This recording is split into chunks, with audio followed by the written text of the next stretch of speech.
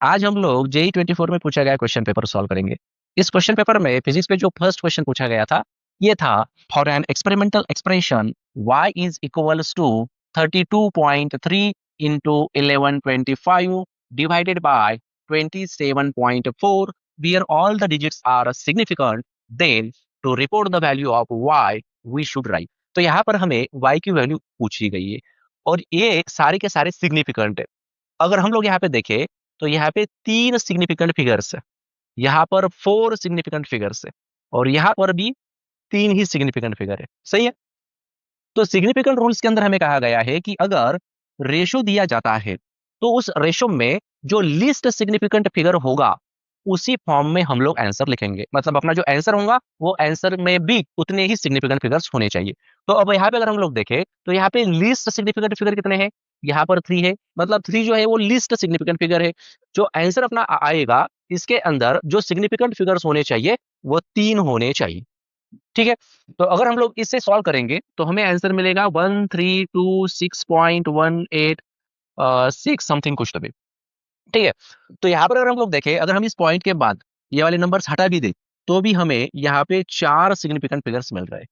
सही है। तो 4 तो हो गए नहीं, कितने होने चाहिए? 3 होने चाहिए। तो इससे नियर वाली जो वैल्यू होंगी वो हम लोग कंसिडर करेंगे, जो कि होंगी 1330।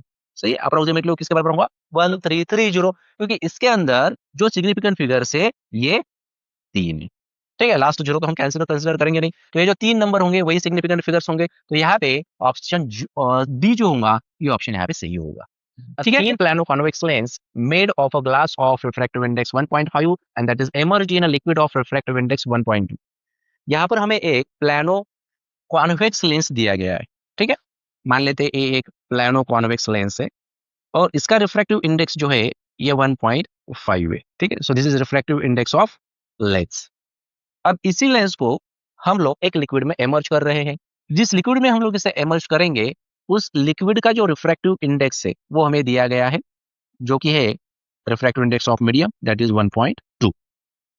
आगे इनका कहना है when the plane side of the lens is a silver coated for a complete reflection. अब ये प्लेन साइड जो यहाँ पे लेंस की दिखाई दे रही है ये सिल्वर से कोटेड है, इसके ऊपर सिल्वर की कोटिंग लगाई हुई है। अगर सिल्वर की कोटिंग लगाएंगे तो ये एक मिरर की तरह बिहेव करेगा। सही है। The lens emerge in the liquid behaves like a concave mirror, और उसकी जो कॉन्केव मिरर की जो फोकल लेंथ हमें दी गई है वो है 0.2 metre, the radius of curvature of the curve surface. तो इसका जो रेडियस ऑफ कर्वेचर है वो हमें फाइंड आउट करने के लिए कहा गया है। अब सबसे पहले इस क्वेश्चन में हमें क्या दिया हुआ है वो समझो। अगर मानो कोई रे है, वो रे अगर यहाँ पे इंसिडेंट होता है तो सबसे पहले वो क्या होगा? सबसे पहले वो रिफ्रैक्ट होगा। सही है। रिफ्रैक्ट होने के बाद ये यहाँ से फिर से रिफ्लेक्ट होगा, रिफ्लेक्ट होने के बाद ये फिर से यहाँ पे रिफ्रैक्ट होगा। समझ रहे हो या नहीं? तो यहाँ पे 2 जगह पे रिफ्रैक्शन हो रहा है, एक जगह पे रिफ्लेक्शन दिखाई दे रहा है। मतलब इस केस में यहाँ पे ये 2 जगह पे लेंस करके काम करेगा और एक जगह पे मिरर करके काम करेगा। सही है। तो जो इक्विवेलेंट पावर होंगी इस टोटल सिस्टम की वो कितनी होंगी?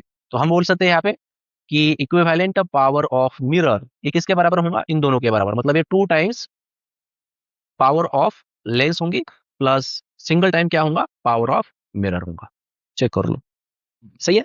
अब अगर हम लोग पावर का फॉर्मूला देखेंगे तो पावर का फॉर्मूला जो होता है वो होता है रेसिप्रोकल ऑफ फोकल लेंथ। तो रेसिप्रोकल ऑफ फोकल लेंथ यहाँ पे लिख देते हैं। तो मिरर के लिए फोकल लेंथ क्या होंगे? यहाँ पे वो होगा -1 upon focal length of mirror, किसके लिए? इक्विवेलेंट के लिए, is equals to 2 into upon F L plus, और मिरर के लिए फिर से तो प्लस इंटू माइनस, मिरर के लिए माइनस ही लगा देते हैं। ठीक है। ये होगा -1 अपॉन एफ एम। तो अगर इसे हम लोग माइनस से मल्टीप्लाई कर देंगे तो हमें क्या मिलेगा? ये होगा 1 upon focal length, equivalent of focal length is equals to 2 upon, अभी ये बाद में लिख देते हैं, इसको यहाँ पे लिख देते हैं पहले, माइनस इंटू माइनस ये प्लस हो जाएगा। तो ये होगा 1 upon F M minus 2 upon F L. सही है। अब यहाँ पे समझो, जो मिरर है देखो, फोकल लेंथ क्या होती है? फोकल लेंथ और रेडियस का क्या रिलेशन होता है? फोकल लेंथ जो होती है F is equal to R upon 2, ये रिलेशन है अपने पास। सही है। तो यहाँ पे हम लोग लिख सकते हैं देखो 1 अपॉन, अब इक्विवेलेंट के लिए उन्होंने हमें फोकल लेंथ दे दी है। कौन के मिरर की फोकल लेंथ कितनी बोले उन्होंने? 0.2, जो कि माइनस होगा -0.2। उसके बाद यहाँ पे देखो 1 अपॉन एफ एम। अब यहाँ पे जो मिरर है देखो उसके फोकल लेंथ हम लोग लिखेंगे वो कितने होंगे? अभी सबसे पहले ये फॉर्मूला जो है इसके लिए वो चेक करो। एफ एम मतलब क्या होगा, एफ एम मतलब आर डिवाइडेड बाई 2 होगा, सही है। मतलब 1 अपॉन एफ एम कितना हो जाएगा, वो हो जाएगा 2 डिवाइडेड बाई आर, है कि नहीं। और रेडियस इसकी चेक करो तुम लोग, इस प्लेन साइड की, इसके लिए रेडियस कितनी होंगी, रेडियस इसके लिए होंगी इन्फिनिटी, है कि नहीं। तो 2 अपॉन इन्फिनिटी कितना बनेगा, 2 अपॉन इन्फिनिटी 0 बन जाएगा। तो ये वाली जो टर्म है देखो यहाँ पे, ये वाली टर्म, ये तो डायरेक्टली 0 ही बनेगी, क्योंकि इसके अंदर जो रेडियस है वो इनफाइनाइट है, और उसकी वजह से 1 अपॉन 2 अपॉन इन्फिनिटी करेंगे तो ये 0 बन जाएगा। तो बचेगा कौन सिर्फ अभी ये -2, और 1 अपॉन एफ एल किसके बराबर होता है, उसके लिए फार्मूला देखो अपने पास क्या है, refractive index of lens upon refractive index of medium -1 into 1 upon R1 -1 upon R2। तो R2 तो यहाँ पे इन्फिनिटी ही है, तो उसकी वैल्यू तो यहाँ पे 0 ही बनेगी, सही है। तो यहाँ पे लिख देते हैं सिर्फ 1 अपॉन R, समझे आगे। ये माइनस इस माइनस के साथ कैंसिल होगा, तो बचेगा क्या, 1 upon 0.2 is equals to 2 into refractive index of lens 1.5 दिया गया है, मीडियम के लिए 1.2 है, -1 इंटू 1 अपॉन आर। तो हम यहाँ से लिखेंगे 1 upon 0.2 is equals to 2 into, ये पॉइंट को हटा दो, तो ये होगा 3 5 जा 15, 3 4 जा 12, तो क्रॉस मल्टीप्लीकेशन करें तो ये आ जाएगा 1/4 इंटू 1/r, सही है। तो यहाँ से हमें मिलेगा 1 upon 0.2 is equals to 1 upon 2 2 जा 4, 2r, r को इस साइड ले लेंगे तो हमें आंसर मिलेगा 0.2 अपॉन 2 मीन्स 0.1 मीटर, मतलब रेडियस ऑफ कर्वेचर जो है वो 0.1 मीटर होना चाहिए, मीन्स ऑप्शन बी जो होगा यहाँ पे वो सही हो। थर्ड क्वेश्चन देख लेते हैं। The Young's double slit experiment is performed using a light consisting of 480 nanometre and 600 nanometre. तो यहाँ पे हमें दो वेवलेंथ दी गई है, फर्स्ट है 480 नैनोमीटर और सेकंड है 600 nanometre. To form interference patterns, the least number of the bright fringes of 480 nanometer light that are required for the first coincidence with the bright fringes formed by 600 nanometer light is। अब सबसे पहले यहाँ पे एक बात समझो, इस first wavelength की लाइट की वजह से एक ब्राइट फ्रिंज बनेगा, मान लेते हैं इस तरह से। यहाँ पे क्या होगा, यहाँ पे सेंट्रल मैक्सिमा होगा, और यहाँ से कुछ फर्स्ट जो है, मतलब फर्स्ट वेवलेंथ जो है वो 480 नैनोमीटर है, तो उसकी वजह से क्या होगा, उसकी वजह से एक ब्राइट फ्रिंज क्रिएट होगा, और वही ब्राइट फ्रिंज कोइंसिडेंट हो रही है कहाँ पे, जो 600 नैनोमीटर की वजह से जो ब्राइट फ्रिंज बनेंगी उसके ऊपर, मतलब यहाँ पे ये दोनों जो होंगे वो सेम होंगे, सही है। तो देख लेते हैं यहाँ पे, तो Y B one is equals to Y B two, इसके लिए फॉर्मूला क्या होता है अपने पास, ये होता है N into lambda into D upon small D is equals to, ये फर्स्ट के लिए तो यहाँ पे N one lambda one D upon D, ये तो दोनों सेम ही रहेंगे, सही। तो N two into lambda two D upon D लिखते थे, तो यहाँ पे डी अपॉन डी जो है वो कैंसिल होगा, बचेगा क्या यहाँ पे, N one into lambda one is equals to N two into lambda two. So N one into lambda one की वैल्यू उन्होंने दे दी है जो कि है 480 नैनोमीटर, एन टू इंटू ये है 600 नैनोमीटर। तो यहाँ पे N one upon N two अगर हम लोग करेंगे तो हमें मिलेगा 600 डिवाइडेड बाय 480, तो 60 अपॉन 48 करेंगे तो 12 5 जा 60 एंड 12 4 जा 48, तो हमें आंसर मिल रहा है 5/4 जो कि आगे डिविजिबल नहीं है, ठीक है। तो इसमें हमें पूछा गया है लिस्ट, मतलब 480 नैनोमीटर की वजह से, तो वो किसके बराबर आ रहा है, ये आ रहा है 5 के बराबर, एन वन की वैल्यू जो है 5 के बराबर आ रही है, मतलब यहाँ पर ऑप्शन डी जो होगा वो सही होगा। नेक्स्ट क्वेश्चन देख लेते हैं। What is the relative decrease in focal length of a lens for an increase in optical power bye 0.1 D from 2.5 D. तो पहले हमें एक लेंस दी गई है जिस लेंस की पावर 2.5 डायोप्टर है, और इसके अंदर अब इंक्रीमेंट हो रही है कितने से, 0.1 डायोप्टर से। अब एक यहाँ पे और एक चीज याद रखना, यहाँ पे वर्ड उन्होंने यूज किया हुआ है बाय, मतलब पहले अगर उसकी पावर 2.5 डी है और अब इसके अंदर इंक्रीमेंट अगर 0.1 डी की हो रही है, तो जो न्यू पावर हमें मिलेगी वो कितनी होंगी, वो होंगी 2.6 डायोप्टर, ठीक है। तो चलो अभी हमें पता है कि पावर और फोकल लेंथ इसका रिलेशन होता है इनवर्स, सही है। तो F1 क्या होगा, F1 होगा 1 अपॉन P1, तो पहले पावर कितनी थी उसकी, ये थी 2.5 डी, तो ये बन जाएगा 1 अपॉन 2.5।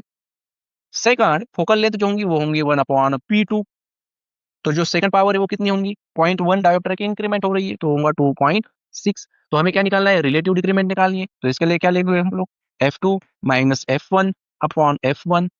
तो F2 कितना है, वो है 1 upon 2.6 minus 1 upon 2.5 divided by 1 upon 2.5। इसका क्रॉस मल्टीप्लिकेशन करेंगे तो क्या मिलेगा, ये होगा 2.5 minus 2.6 minus 0.1 divided by 2.6 into 2.5 divided by 1 upon 2.5, 2.5। तो ये 2.5 और ये 2.5 यहाँ पे कैंसिल होगा, क्या मिलेगा? हमें मिलेगा -0.1/2.7। ये जो माइनस साइन ये किसे रिप्रेजेंट कर रहा है? ये डिक्रीमेंट को रिप्रेजेंट कर रहा है। ठीक है, तो आंसर होगा अपना, ये पॉइंट को हटा दो तो 1/26। ठीक है, तो 1/26 अगर हम लोग देखें, 1/25 को अगर हम लोग करते हैं तो वो आ जाता है 0.04 के बराबर। तो अप्रोक्सीमेटली 1/26 की वैल्यू भी जो है वो इसके आसपास आएंगी, इसलिए यहाँ पर ऑप्शन ए जो होगा वो सही। नेक्स्ट क्वेश्चन जो है ये काफी इंपॉर्टेंट है। ये क्वेश्चन नीट 18 में भी पूछा गया था और इससे पहले भी ये क्वेश्चन जो है वो पूछा गया है। इस क्वेश्चन में हमें क्या दिया गया है देखते हैं। एक इलेक्ट्रॉन है जिसका मास m है, इसकी इनिशियल वेलोसिटी हमें v not into i cap दी गई है, मतलब पॉजिटिव एक्स एक्सिस के डायरेक्शन में ये इलेक्ट्रॉन मूव हो रहा है। That enters an electric field. Electric field जो है minus e not into k cap means minus negative z direction में ये इलेक्ट्रिक फील्ड जो है वो फ्लो हो रही है। उसकी डी ब्रॉगली वेवलेंथ जो है, इनिशियल डी ब्रॉगली वेवलेंथ ये लैम्डा नॉट हमें दे दी है। Then value after time T would be, उसके बाद उन्होंने जो डी ब्रॉगली वेवलेंथ है आफ्टर टाइम टी वो हमें पूछी है। तो सबसे पहले हम लोग यहाँ पे देखते हैं कि एक मानो एक इलेक्ट्रॉन है। ये electron positive x axis direction में मूव हो रहा है। उसकी वेलोसिटी कितनी है? ये है v नॉट इंटू आई क्या। ठीक है, और जो इलेक्ट्रिक फील्ड हमें दे दी है वो electric field negative Z axis के डायरेक्शन में। तो एक जेड एक्सिस तो इस तरह से होगा, ठीक है नहीं, तो इसके ऑपोजिट पीछे, तो उसको हम लोग इस तरह से ड्रॉ कर लेते हैं। ठीक है, इसको समझना इस तरह से ही है अंदर की तरफ। ठीक है, ये इस डायरेक्शन में इलेक्ट्रॉन होगा और अंदर के डायरेक्शन में इलेक्ट्रिक फील्ड फ्लो हो रही है। तो ये इलेक्ट्रिक फील्ड की डायरेक्शन है और यहाँ पे इलेक्ट्रॉन है। अब इलेक्ट्रॉन एक नेगेटिव चार्ज है, तो इस इलेक्ट्रॉन पर जो फोर्स एक्ट होगा, जो इलेक्ट्रिक फोर्स एक्ट होगा वो इलेक्ट्रिक फील्ड के ऑपोजिट डायरेक्शन में होगा। तो इस डायरेक्शन में क्या होने वाला है? इसके ऊपर जो फोर्स है वो एक्ट होगा। अच्छा, फोर्स के लिए फॉर्मूला होता है अपने पास F is equals to q into e. ठीक है, तो हम यहाँ पे क्या लिखेंगे? क्यू कितना है? क्यू मतलब कौन है? इलेक्ट्रॉन है, और इलेक्ट्रिक फील्ड है अपने पास ई नॉट। ठीक है, अब और एफ किसके बराबर होता है? ये होता है मास इंटू एक्सेलरेशन के बराबर। तो यहाँ से मुझे एक्सेलरेशन मिल जाएगा, वो कितना होगा? वो होगा E into E naught divided by M. ठीक है, अब काइनेमेटिक इक्वेशन देखो अपने पास, v is equal to u plus A T. तो ये कौन से एक्सिस के अलॉन्ग है? जेड एक्सिस के अलॉन्ग। तो v is equals to along Z axis, u कितना होगा? इनिशियली 0 होगा। एक्सेलरेशन की वैल्यू हमने निकाली है जो कि है e into E naught divided bye m into T. तो मुझे जेड एक्सिस में जो वेलोसिटी है वो मिल जाएंगी, जो कि होंगी e into E not into T divided by m। ठीक है, अभी जेड एक्सिस में अपने पास वेलोसिटी है और एक्स एक्सिस के साथ भी वेलोसिटी है। तो इसका रिजल्टेंट निकालो, दोनों वेक्टर ही है कि नहीं? तो v कितना होगा अपने पास? यहाँ पर v हमें मिल जाएगा under root of v naught square plus, इसका स्क्वायर कर देंगे तो ये होगा e into E naught divided by T into T divided by M bracket square. तो ये होगा अपना नेट वेलोसिटी। ठीक है, अब देखो एक बात यहाँ पे समझो, उन्होंने जो इनिशियली हमें डी ब्रॉगली वेवलेंथ दी है वो कितनी है? वो है लैम्डा नॉट। अभी अपने पास एक फॉर्मूला होता है, देखो lambda is equal to E H upon P हम लोग लिखते हैं। तो ये lambda naught is equal to E H upon P मतलब कौन? Mass into velocity. तो ये डी ब्रॉगली वेवलेंथ इनिशियली अपने पास है, हमें आफ्टर टाइम टी क्या निकालना है? जो डी ब्रॉगली वेवलेंथ है वो निकालना है। तो हम लोग बात करेंगे लैम्डा डैश की। तो लैम्डा डैश क्या होगा? ये होगा E H upon P dash. तो यहाँ पे E H upon M into V. तो वी तो हमने यहाँ पे निकाला हुआ है, इसको लिख देंगे। तो ये होगा M into V under root of V not square plus E square into E naught square into T square divided by M square. ठीक है, अब इस थोड़ा अच्छे से देखना और समझना मैं जो लिखने जा रहा हूं। यहाँ पे एच अपॉन यम, अब इसमें से क्या करते हैं हम लोग? वी नॉट स्क्वायर को बाहर ले लेते हैं। ठीक है, वी नॉट स्क्वायर, अब ये रूट में अगर मैं इसे बाहर ले लूंगा तो ये आ जाएगा वी नॉट ओनली। तो अंदर कौन मिलेगा हमें? अंदर बचेगा अंडर रूट ऑफ, यहाँ पर होगा 1 plus E square into E naught square into T square divided by M square into V not square से, क्योंकि वी नॉट के साथ ये वी नॉट कैंसिल हो जाएगा। और H upon M into V naught किसके बराबर है? चेक करो, H upon M we naught किसके बराबर है? ये तो लैम्डा नॉट के बराबर है। मतलब लैम्डा डैश जो हमें मिलेगा वो होगा lambda naught divided by under root of 1 plus E square into E naught square into T square divided by M square into V not square. तो अगर हम लोग यहाँ पर ऑप्शन देखेंगे तो lambda naught upon 1 plus T square E naught square into E square divided by M square into V square. इसका मतलब ऑप्शन ए जो होगा वो यहाँ पर। The amount of work done to break a big water drop of radius capital R into 27 small drops of equal radius is 10 joule. The work done required to break the same big drop into 64 small drops of equal radius will be. देखो इस question में क्या कहा गया है, एक बिगर water drop है जिसकी रेडियस कैपिटल आर है और इस बिगर वाटर ड्रॉप को हम लोग ब्रेक कर रहे हैं 27 स्मॉल वाटर ड्रॉप्स में। तो यहाँ पे जो वर्क परफॉर्म किया जा रहा है वो है 10 जूल। ठीक है, मतलब जो बिगर वाटर ड्रॉप होगा इसके 27 स्मॉल वाटर ड्रॉप्स बनेंगे। तो जब हम इसे स्प्लिट करेंगे तो स्प्लिट करते समय जो वर्क यहाँ पे परफॉर्म किया जाएगा वो 10 जूल होगा। तो इनका कहना है कि अगर इसी बिगर ड्रॉप को अगर हम लोग 64 स्मॉल ड्रॉप्स में कन्वर्ट करें, मतलब उसको अगर ब्रेक करें, तो फिर वहां पे कितना वर्क हमें परफॉर्म करना होगा। तो सबसे पहले हम लोग यहाँ पे वॉल्यूम की बात कर लेते हैं। अब देखो जो बिगर ड्रॉप है वही 27 स्मॉल ड्रॉप्स में कन्वर्ट हो रहा है, मतलब दोनों का वॉल्यूम यहाँ पे क्या होगा, सेम ही होगा। तो यहाँ पर हम लोग बोल सकते हैं कि जो 27 स्मॉल ड्रॉप्स है इसका वॉल्यूम कितना होगा, ये होगा 27 into 4/3 pi R cube is equal to, अब जो बिगर ड्रॉप है इसका वॉल्यूम लिखेंगे जो कि होगा 4/3 pi into capital R cube. याद रखना कैपिटल आर मतलब जो बिगर ड्रॉप है इसके रेडियस होंगे और स्मॉल आर जो है ये जो 27 स्मॉल ड्रॉप्स है उसमें से एक ड्रॉप की ये रेडियस होंगी स्मॉल आर। ठीक है, तो यहाँ पे हमें एक रिलेशन मिलेगा। देखो यहाँ पे ये 4/3 पाई और ये 4/3 पाई कैंसिल होगा, इस 27 को हम लोग लिखेंगे 3 R bracket cube is equals to capital R cube. तो यहाँ से हमें स्मॉल आर जो है ये मिलेगा, that is capital R divided by 3। सही है। अब यहाँ पे और एक बात समझो, जो बिगर वाटर ड्रॉप है इसका खुद का कुछ ना कुछ इनिशियल सरफेस एरिया होगा। सरफेस एरिया कितना होता है, ये स्फेरिकल है तो इसका सरफेस एरिया कितना होगा, इनिशियल सरफेस एरिया। तो इनिशियल सरफेस एरिया होगा 4 पाई आर स्क्वायर, इसे लिखेंगे 4 पाई आर स्क्वायर। ठीक है, और यही बिगर वाटर ड्रॉप 27 स्मॉल ड्रॉप्स में यहाँ पे स्प्लिट हो रहा है, ब्रेक हो रहा है। तो यहाँ पे जो भी इस एरिया के अंदर इंक्रीमेंट होंगी वो निकाल लेते हैं। तो पहले फाइनल एरिया निकालेंगे, फाइनल सरफेस एरिया होगा that is 27 into 4 pi small R square. अब स्मॉल आर यहाँ पे रिलेशन तो निकाला है हमने, स्मॉल आर मतलब कौन है, capital R divided by 3। So 27 into 4 pi into, और इस आर स्क्वायर की जगह पे लिखेंगे capital R divided by 3 means R square divided by 9। So 9 3 जा 27, 3 4 जा 12, तो ये बन जाएगा 12 पाई कैपिटल आर स्क्वायर। समझा। तो इनिशियल एरिया अपने पास था 4 पाई आर स्क्वायर और जो फाइनल है वो है 12 पाई आर स्क्वायर। तो चेंज इन एरिया कितना होगा, यहाँ पे इंक्रीज इन सरफेस एरिया कितना होगा उसे बोल देते हैं डेल्टा ए। ठीक है, तो डेल्टा ए क्या होगा, ये होगा final surface area minus initial surface area. सही है, तो यहां से हम लोग बोल सकते हैं 12 pi are square minus 4 pi are square, तो हमें ये मिल जाएगा 8 पाई आर स्क्वायर। तो इतना चेंज जो है ये इस सरफेस एरिया के अंदर आएगा। ठीक है, अब इसी तरह से हम लोग जब ये बिगर वाटर ड्रॉप 64 स्मॉल ड्रॉप्स में कन्वर्ट होगा तो इसका वॉल्यूम इसी तरह से हम लोग निकालेंगे। तो रिलेशन क्या मिलेगा हमें, तो ये रिलेशन होगा small R is equal to capital R divided by 4। ठीक है, क्योंकि यहाँ पे 64 होगा तो उसे हम लोग 4 आर ब्रैकेट क्यूब लिख सकते हैं। तो small R is equal to capital R divided by 4। इसी तरह से अब इनिशियल सरफेस एरिया है, इसके लिए सरफेस एरिया क्या होगा, इसके लिए फाइनल सरफेस एरिया निकाल लेते हैं जो कि होगा 64 इंटू 4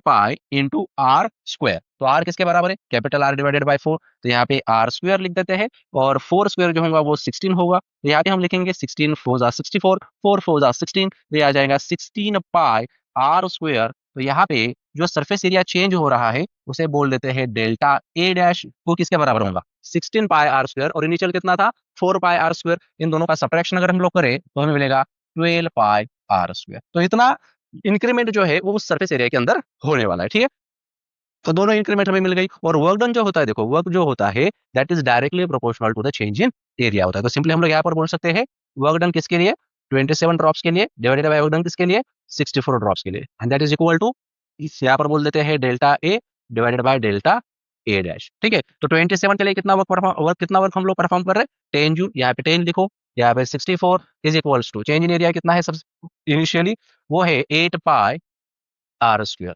डिवाइडेड बाय यहाँ पर ये 12 पाई आर स्क्वायर करेंगे, ये पाई आर स्क्वायर यहाँ पर कैंसिल होगा। तो सिंपली अगर हम लोग इसे डिवाइड करें 4 से, 4 2 जा 8, 4 3 जा 12, तो 64 हमें यहाँ पर मिल जाएगा जो कि होगा 10 इंटू 3 डिवाइडेड बाय 2। तो जो हम लोग वर्क डन परफॉर्म करेंगे वो होगा 5 इंटू 3 15 जूल इसका मतलब यहाँ पर ऑप्शन ए जो होगा। नेक्स्ट क्वेश्चन है, देखो, a particle is executing simple harmonic motion with a time period 2 second. Time period यहाँ पे दिया गया है और एसएचएम दिया है, तो टाइम पीरियड कितना है, वो है 2 seconds and amplitude 1 centimetre. Amplitude का मतलब होता है मैक्सिमम डिस्प्लेसमेंट, जो कि है 1 centimetre. If capital D and small d are the total distance and displacement covered by the particle in 12.5 second, then capital D divided by small d, मतलब total distance divided by total displacement हमें यहाँ पर पूछी गई है। ठीक है, तो सबसे पहले यहाँ पर हमें क्या दिया गया है उसे हम लोग समझेंगे। यहाँ पर एक पार्टिकल जो है ये एसएचएम परफॉर्म कर रहा है। ठीक है, तो मान लेते हैं इसकी मेन पोजीशन है यहाँ पे, ये एक्सट्रीम पोजीशन होती है, ये भी एक्सट्रीम पोजीशन ही है। ठीक है, तो मीन पोजीशन से एक्सट्रीम पोजीशन तक ये रहेगा इसका एम्पलीट्यूड। ठीक है, तो यहाँ पे हम बोल देते हैं कि एक्स जो है यहाँ पर ये प्लस ए होगा और यहाँ पर एक्स जो है ये माइनस ए होगा। ठीक है, तो एक ऑसिलेशन परफॉर्म करने के लिए इसे कितना टाइम चाहिए, इसे चाहिए 2 सेकंड एक ऑसिलेशन कंप्लीट करने के लिए। और एम्पलीट्यूड मतलब यहाँ से ये वाला डिस्टेंस कितना है, ये है 1 सेंटीमीटर। सही है। तो हमें पूछा गया है total distance and displacement covered by the particle in 12.5 second. तो टाइम कितना है, 12.5 सेकंड में यहाँ पर हमें उसका टोटल डिस्टेंस और डिस्प्लेसमेंट पूछा गया है। अब सबसे पहले यहाँ पर एक बात समझो कि 12.5 सेकंड हमें टाइम दिया गया है। अगर हम लोग इसे थोड़ा सा स्प्लिट करेंगे तो क्या लिख सकते हैं, 12 प्लस 0.5 सेकंड लिख सकते हैं। सही है। अब यहाँ पे समझो, अगर वो पार्टिकल एक ऑसिलेशन 2 सेकंड में कंप्लीट कर रहा है, तो वो 12 सेकंड में कितना ऑसिलेशन कंप्लीट करेगा, 6 ऑसिलेशन। समझ रहे हो ना, ऑसिलेशन मतलब ये क्या होगा, इस तरह से जाएगा, ये फिर से वापस आएगा, फिर से यहाँ पे एक्सट्रीम पोजीशन पे जाएगा, फिर से यहाँ पे वापस आएगा, तो इसे हम लोग 1 ऑसिलेशन कहेंगे। और एक ऑसिलेशन कंप्लीट करने के लिए उसे कितना टाइम लग रहा है, 2 सेकंड लग रहा है। तो देखो यहाँ से यहाँ तक जाएगा तब वो 0.5 सेकंड लेगा, फिर से यहाँ तक आने में फिर से 0.5 सेकंड लेगा, फिर यहाँ से ये यहाँ तक जा रहा है, फिर से ये 0.5 सेकंड लेगा, और फिर से यहाँ से यहाँ तक आ रहा है तो फिर से ये 0.5 सेकंड लेगा। ठीक है ना, ऐसे 2 सेकंड बन रहे हैं। सही है, तो 12 सेकंड में वो 6 ऑसिलेशंस परफॉर्म कर रहा है। तो 6 ऑसिलेशंस अगर ये परफॉर्म करेगा यहाँ पे, तो हम लोग बोल सकते हैं यहाँ पे कि जो ये डिस्टेंस है, ये डिस्टेंस कितना है, तो यहाँ पे डिस्टेंस देखो, यहाँ पे ये वाला डिस्टेंस कितना है, 1 सेंटीमीटर। सही है, तो ये बनेगा 1 सेंटीमीटर। तो अगर हम लोग डिस्टेंस की बात कर ले, तो डिस्टेंस क्या होगा, टोटल डिस्टेंस जो होगा, अब देखो ये कितने ऑसिलेशन परफॉर्म कर रहा है, ये ऑसिलेशन परफॉर्म कर रहा है 6। ठीक है, 6 ऑसिलेशन से, और यहाँ से ये वाला जो डिस्टेंस है ये कितना है, वो है 1 सेंटीमीटर। यहाँ से फिर से वापस आएगा 2 सेंटीमीटर, फिर से यहाँ तक जाएगा 3 सेंटीमीटर, फिर से आएगा 4 सेंटीमीटर। मतलब एक ऑसिलेशन परफॉर्म करते समय वो 4 सेंटीमीटर जो डिस्टेंस है ट्रैवल कर रहा है। ऐसे 6 ऑसिलेशन होंगे तो यहाँ पे हम लोग इसे क्या करेंगे, 4 से मल्टीप्लाई कर देंगे, तो 6 इंटू 4 प्लस अब 0.5। अब 0.5 तो हमें पता है कि यहाँ से यहाँ तक जाते समय 0.5 सेकंड उससे टाइम लगता है, तो वो वाला डिस्टेंस कितना है, वो है 1 सेंटीमीटर। तो ये कितना होगा, तो टोटल डिस्टेंस जो यहाँ पर बनेगा, ये टोटल डिस्टेंस होगा 25 सेंटीमीटर। सही है। अब डिस्प्लेसमेंट की बात करूं, अभी डिस्प्लेसमेंट क्या होता है, देखो जैसे कि यहाँ पर ये यहाँ से यहाँ तक चला गया, ये फिर से वापस आ रहा है, उसी पोजीशन पे आ चुका है वो, तो डिस्प्लेसमेंट यहाँ पे 0 बनेगी। जैसे कि वो यहाँ पे जा रहा है, फिर से यहाँ पे आ रहा है, तो ये ऑसिलेशन में उसका डिस्प्लेसमेंट 0 है। तो ऐसे उसने कितने परफॉर्म करे, सबसे पहले ऐसे 6 ऑसिलेशन उसने परफॉर्म करे। तो 6 ऑसिलेशन उसने अगर परफॉर्म करे होंगे तो वहां पर डिस्प्लेसमेंट कितनी हो गई, 0 ही हो गई। तो बचेगा क्या यहाँ पे बचेगा ये 0.5 सेकंड वाला टाइम। तो इसमें क्या करेगा, वो यहाँ से यहाँ तक चला जाएगा। सही है, तो इतनी ही उसके डिस्प्लेसमेंट होंगे। तो टोटल डिस्प्लेसमेंट कितनी होंगी उसकी, टोटल डिस्प्लेसमेंट जो है 0.5 सेकंड में वो सिर्फ 1 सेंटीमीटर ट्रैवल कर रहा है। सही है, तो ये हो गया अपना कैपिटल डी और ये हुआ स्मॉल डी। तो इन दोनों का अगर हम लोग रेशियो लेंगे तो हमें 25 डिवाइडेड बाय 1 मतलब ऑप्शन बी जो होगा इसके अंदर वो सही होगा। जो नेक्स्ट क्वेश्चन है वो है a force F is equal to alpha plus beta X square act on an object in the x direction. The work done by the force is a 5 joule when the object is displaced by 1 meter and the value of alpha is also given that is 1 Newton. तो हमें इसमें beta की value पूछी गई है। देखो ये question जो है वो काफी आसान है। इसमें हमें जो फोर्स दिया गया है, फोर्स कितना दिया गया है, ये है alpha plus beta X square. तो वो जो पार्टिकल है जिस पर ये फोर्स एक्ट हो रहा है ये एक्स डायरेक्शन में मूव होगा, इस पे कुछ ना कुछ वर्क डन जो है वो परफॉर्म किया जा रहा है। तो वर्क डन के लिए बेसिक फॉर्मूला क्या होता है अपने पास, work done is equal to force into displacement. तो सबसे पहले डिस्प्लेसमेंट जो होंगे वो मिनिमम डिस्प्लेसमेंट होंगे, तो हम यहाँ पे क्या कर देते हैं, यहाँ पे dx लिख देते हैं। ठीक है, and it is displaced by, क्या कहना है इनका, 1 मीटर। तो कहाँ से स्टार्ट हुआ होगा ये? 0 से स्टार्ट हुआ होगा। तो डिस्प्लेसमेंट जो है यहाँ पे इसके लिमिट्स लगा देते हैं। कहाँ से? 0 से लेके 1 मीटर तक। ठीक है, तो देखो वर्क डन कितना है उन्होंने दिया हुआ है। वर्क डन जो है वो है 5 जूल। तो यहाँ पे लिखो 5। उसके बाद इंटीग्रेशन लेना है यहाँ पे 0 to 1 f into D x. तो एफ कितना है अपने पास? एफ है alpha plus beta into x square D x. Simply इसे इंटीग्रेट कर दो तो क्या मिलेगा? 5 इज इक्वल्स टू अल्फा का इंटीग्रेशन होगा alpha x plus beta X square का इंटीग्रेशन होगा एक्स क्यूब डिवाइडेड बाय 3। यहाँ पे लिमिट्स लगा दो 0 से लेके 1 तक। तो 5 is equals to alpha into X. X की जगह पे क्या रखना है? अपर लिमिट 1 माइनस 0 करेंगे तो 1 ही मिलेगा। ऐसे रखो उसे। यहाँ पे बीटा डिवाइडेड बाय 3 कांस्टेंट है तो 1 क्यूब माइनस 0 क्यूब ये भी 1 ही होगा। So 5 is equals to alpha. Alpha कितना है दिया हुआ? जो कि है 1 newton plus beta divided by 3। तो ये आ जाएगा 4 is equal to beta divided by 3। तो यहाँ से हमें बीटा की जो वैल्यू होंगी वो मिलेगी जो कि होंगी 12 न्यूटन। इसका मतलब 12 न्यूटन पर मीटर स्क्वायर उन्होंने ऑलरेडी दिया हुआ है। तो ये वैल्यू जो होंगी होंगी 12 न्यूटन पर मीटर स्क्वायर। मतलब ऑप्शन सी जो होगा वो यहाँ पे सही होगा। नेक्स्ट क्वेश्चन देखते हैं। An air bubble of radius 0.1 centimeter lies at a depth of 20 centimeter below the free surface of liquid of density 1000 kg per meter cube. If the pressure inside the bubble is 2100 Newton per meter square greater than the atmospheric pressure, then the surface tension of the liquid in SI units is. अब इस तरह का question last time भी पूछा गया है। काफी important question है। थोड़े बहुत इसके अंदर चेंजेस करें और ऐसे ही क्वेश्चंस आगे भी आ सकते हैं। तो देखो इसे कैसे सॉल्व करना है। सबसे पहले उन्होंने हमें कहा है कि एक एयर बबल है और ये एक लिक्विड के अंदर प्रेजेंट है। तो जो डेप्थ हमें दी गई है वो है 20 सेंटीमीटर। मान लेते हैं ये 20 सेंटीमीटर डेप्थ है और इस 20 सेंटीमीटर डेप्थ पर एक एयर बबल यहाँ पे प्रेजेंट है। ठीक है, अब देखो एयर बबल के अंदर क्या होगा? एयर ही होंगी। तो हमें पता है कि अगर ड्रॉप होगा, सिंपली हम क्या बोलते हैं, अगर ड्रॉप होगा तो 2t अपॉन आर ले लो और बबल होगा तो क्या ले लो? बबल होगा तो 4t अपॉन आर ले लो। है कि नहीं? इस तरह से हम लोग सोचते हैं। लेकिन ये जो हम लोग 2t और 4t यहाँ पे हम जो लेते हैं वो सरफेसेस से लेते हैं। अगर दो सरफेसेस होंगे तो वहां पे हम लोग 4t अपॉन आर ले लेंगे और सरफेस अगर एक होता है तो वहां पे 2t अपॉन आर ले लेंगे। ठीक है, तो ये सरफेस पर डिपेंड करता है। तो सबसे पहले अगर हम लोग यहाँ पे देखा तो इसके अंदर एयर है और यहाँ पे ये वाटर प्रेजेंट है। तो यहाँ से एयर टू लिक्विड एक ही सरफेस यहाँ पे हमें बनते हुए दिखाई दे रहा है। इसीलिए यहाँ पे जो एक्सेस प्रेशर होगा वो हम जो यूज करेंगे वो 2t अपॉन आर होगा। 4t अपॉन आर हम लोग यहाँ पे यूज नहीं करेंगे। सबसे पहले ये जो बात है आप लोगों को पता होनी चाहिए। ठीक है, अगर हम लोग यहाँ पे ये फॉर्मूला लगा देंगे तो आंसर जो अपना गलत हो जाएगा। तो एक्सेस प्रेशर क्या होता है? जैसे कि बबल होता है तो उसके लिए हम लोग 4t अपॉन आर यूज करेंगे। लेकिन अब यहाँ पे सिंगल सरफेस ही बन रहा है इसीलिए यहाँ पे हम लोग फॉर्मूला लगा देंगे 2t अपॉन आर। तो ये होगा P inside minus P outside is equals to 2t upon r।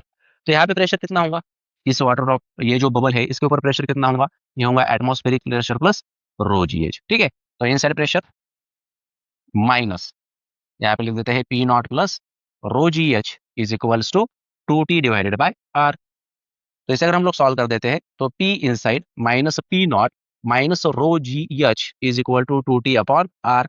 तो P inside minus P naught ये तो उन्होंने दिया हुआ है हमें यहाँ पे। ये कितना है? ये है 2100 is equal to rho ji h को उस साइड भेज दो तो ये होगा rho ji h plus 2t divided by are. तो इसे सिंप्लीफाई अगर हम लोग कर देते हैं तो ये होगा 2100 इंटू डेंसिटी कितनी है? वो है 1000। जी कितना है? 10। हाइट कितना है? 20 centimetre. So 20 divided by 100 plus 2t divided by are.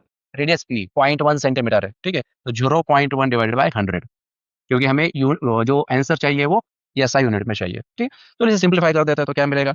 2100 is equals to यहाँ पर ये दो जीरो कैंसिल हो जाएंगे तो यहाँ पर हमें मिलेगा 10 इंटू 10 100 100 इंटू 20 अगर हम लोग करते हैं तो हमें मिलेगा 2000 प्लस 2t। तो यहाँ पे 100 है देखो तो ये ऊपर आ जाएंगे तो 100 इंटू 2 तो ये होगा 200t divided by 10 to the power -1। इसे अगर ऊपर ले लेते तो 10 टू द पावर +1 होगा तो 2000 लिख देता हूँ सीधा। समझे? तो यहाँ पे हमें क्या मिलेगा? 100 100 इज इक्वल्स टू 2000 टी। तो यहाँ से टी हमें मिल जाएगा, ये दो जीरो कैंसिल कर दो 1/20। तो टी का जो वैल्यू होगा वो हमें मिलेगा कितना? वो होगा 0.05। इसे अगर सॉल्व करें तो क्या मिलेगा? 0.05। इसका मतलब ऑप्शन डी जो होगा वो यहाँ पर सही होगा। नेक्स्ट क्वेश्चन है देखो। A satellite is launched into a circular orbit of radius capital R around the Earth. A second satellite is launched into an orbit of radius 1.03 are, पहले जो रेडियस थी वो कैपिटल आर थी और अब जो है वो 1.03 आर है। Time period of revolution of the second satellite is larger than the first one approximately by. Answer जो पूछा गया है वो परसेंटेज में पूछा गया है, ठीक है। तो यहाँ पे हम लोग केपलर्स थर्ड लॉ जो है वो यूज करेंगे। केपलर्स थर्ड लॉ क्या होता है? ये होता है T square is directly proportional to R cube. सही है। तो यहां से हम लोग ऐसा भी लिख सकते हैं इसे, T is directly proportional to R raise to 3/2। चलो यहाँ से फॉर्मूला बना लेते हैं। तो ये क्या होगा, T1 upon T2 is equals to R1 upon R2 bracket raise to 3/2। तो T1 upon T2 is equal to, initially radius कितनी है, वो है कैपिटल R, उसके बाद है 1.03 R bracket raise to 3/2। R यहाँ पे कैंसिल होगा, इसे इसका अगर हम लोग रेसिप्रोकल ले लेते हैं तो हमें मिल जाता है T2 divided by T1 is equals to 1.03 bracket raise to 3/2। सही है। अब ये जहाँ पे अगर हम इसे थोड़ा सा सेपरेट कर देंगे तो हमें मिलेगा T2 upon T1 is equals to 1 plus 0.3 bracket raise to 3/2। सही है। तो इसे देखकर हमें बायनोमियल थ्योरम जो है वो याद आना चाहिए। बायनोमियल थ्योरम क्या होता है नॉर्मली, अगर 1 plus X bracket raise to n अगर दिया जाता है तो x की जो वैल्यू होती है that should be very small than 1, 1 से काफी वो कम होनी चाहिए। तो यहाँ पे हम लोग इसे क्या लिखेंगे, 1 प्लस एन एक्स लिखेंगे। तो वह यहाँ पे जो x की वैल्यू है वो 1 से कम ही है। तो हम सिंपली यहाँ पे इसे इस तरह से भी मेंशन कर सकते हैं कि T2 अपॉन T1 जो होगा ये होगा 1 प्लस, अब ये पावर जो है इसके साथ लिख दो, तो ये आ जाएगा 3/2 इंटू 0.3। तो ये बन जाएगा 1 प्लस 0.03 लिखना था ना हमने, देखो 0.3 लिखा हमने यहाँ पे। तो यहाँ पे क्या लिखना चाहिए हमने, यहाँ पे होना चाहिए 1 प्लस 0.03 ब्रैकेट रेज टू 3/2। तो यहाँ पे 0.03 कर दो, तो ये होगा 0.03। तो 03 इंटू 0.03 0.09 डिवाइडेड बाई 2, और इस साइड में क्या है, यहाँ पे T2 अपॉन T1। ठीक है। अब देखो इस वन को उस साइड अगर हम लोग लेके गए तो क्या लिखेंगे, T2 upon T1 minus 1 is equal to 0.09 divided by 2। इसका क्रॉस मल्टीप्लीकेशन करेंगे तो मिलेगा T2 minus T1 upon T1। ये क्या है, ये फ्रैक्शनल चेंज है, ठीक है नहीं। Final minus initial upon initial is equal to 0.09 divided by 2। तो यही फ्रैक्शनल चेंज अगर हमें परसेंटेज में चाहिए तो इसे 100 से मल्टीप्लाई कर दो, इसे भी 100 से मल्टीप्लाई कर दो। तो क्या मिलेगा हमें यहाँ पे, हमें यहाँ पे मिलेगा 0.09 इंटू 100 करेंगे तो 9 डिवाइडेड बाई 2 मीन्स आंसर जो होगा वो होगा 4.5%। मीन्स ऑप्शन बी जो होगा वो सही होगा। An alternating current is given by I is equal to IA sin omega t plus IB cos omega t. The RMS current will be। तो हमें यहाँ पर करंट की RMS वैल्यू पूछी गई है। RMS value means root mean square value. Normally जब भी हम लोग करंट की RMS वैल्यू फाइंड आउट करते हैं तो इसके लिए अपने पास एक कॉमन फॉर्मूला होता है आई नॉट अपॉन रूट टू, या फिर EMF या वोल्टेज फाइंड आउट करना होगा तो इसके लिए होता है ई नॉट अपॉन रूट टू। लेकिन यहाँ पे जो हमें करंट दिया गया है ये एक इक्वेशन के फॉर्म में दिया गया है और जिसमें हमें इस करंट की आरएमएस वैल्यू पूछी गई है। तो इसे फाइंड आउट करने के लिए हम लोग सिक्वेंशियली जाएंगे। जैसे कि देखो यहाँ पे नाम क्या है, RMS रूट मीन स्क्वायर। सबसे पहले हम लोग इसका स्क्वायर कर देते हैं, ठीक है। तो आई स्क्वायर, तो ये होगा i a sine omega t plus i b cos omega t bracket square. तो यहाँ पे a plus b whole square formula हम लोग यूज करेंगे। तो हमारे पास वैल्यू होंगी i a square into sine square omega t plus i b square cos square omega t plus 2 times i a into i b sine omega t into cos omega t. सही है। अब देखो जब हम लोग sign square omega T या फिर cos square omega T इनके मीन या फिर एवरेज वैल्यू निकालते हैं तो वो होती है 1/2। ठीक है, इसे भूलना नहीं है। कंप्लीट साइकिल के लिए जो इसकी मीन वैल्यू होती है साइन स्क्वायर ओमेगा टी और कॉस स्क्वायर ओमेगा टी की, ये 1/2 होती है। और साइन ओमेगा टी और कॉस ओमेगा टी इनकी एक फुल साइकिल के लिए जो वैल्यू होती है वो होती है 0। कॉस ओमेगा टी अगर हाफ साइकिल भी रही तो भी उसकी वैल्यू जो होती है वो 0 ही ली जाती है। तो नॉर्मली हम लोग यहाँ पर ऐसा बोल सकते हैं कि जो साइन स्क्वायर ओमेगा टी है या फिर जो कॉस स्क्वायर ओमेगा टी है, इनकी जो मीन वैल्यू होंगी फॉर अ कंप्लीट साइकिल ये होंगी 1/2। और साइन ओमेगा टी के लिए, इसके लिए होंगी 0, इसके लिए भी होंगी 0।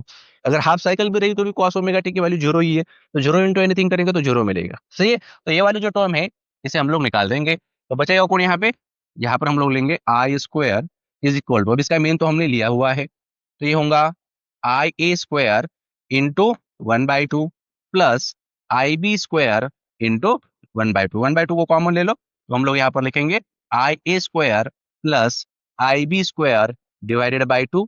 तो हमने अभी यहाँ पे स्क्वायर लिया हुआ है, मीन लिया हुआ है, अब इसको रूट में ले लो। तो अगर हम लोग इसके रूट में लिखेंगे तो रूट में हमें इसकी वैल्यू मिल जाएंगी, इसे अंडर रूट में लिख देना, i a square plus i b square divided by 2। इसका मतलब यहाँ पर ऑप्शन सी जो होगा वो सही होगा। ठीक है, ऑप्शन बी में देखना, ऑप्शन बी में ये 2 जो है डिनोमिनेटर में, ठीक है, लेकिन ये पूरी टर्म यहाँ पे अंडर रूट में, तो ऑप्शन सी जो होगा वो सही होगा। ठीक है, चलो नेक्स्ट क्वेश्चन देख लेते हैं।